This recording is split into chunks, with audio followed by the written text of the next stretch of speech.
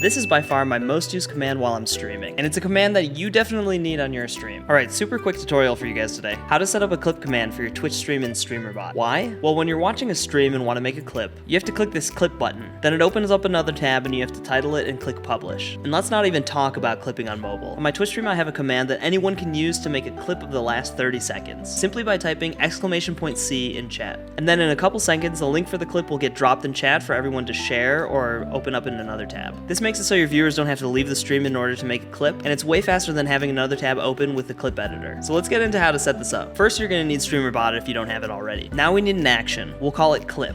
If you don't know already, here's how a StreamerBot action works. It's made out of triggers and sub-actions. So when one of the triggers happen, the sub-actions are executed in top to bottom order. For sub-actions, we'll use the create clip sub-action. So right-click the sub-actions box, then go to Twitch, then channel, then create clip. Then we want a small delay to let the clip complete. I use 200 milliseconds. This step is super important because if you don't let enough time for the clip to complete, you won't have a shareable link. So right-click the sub-actions box again, and go to core, then delay, then set the delay to 200 milliseconds. Lastly, we want to post the clip to chat, so we're going to use the send message to channel sub-action. So right-click the sub-actions box again, then go to Twitch, then chat, then send message to channel. And then in the message box, copy and paste this. I'll put it down in the description. Now we need to make a command to trigger our action. So we're gonna go to the commands tab, right click, add new, and put !C in the commands box. You can name it whatever you want, but we'll name it clip for this example. Now we can go back to our action and add this command as a trigger. So right click triggers, go to core, commands, then command triggered. Then select your clip command and hit OK.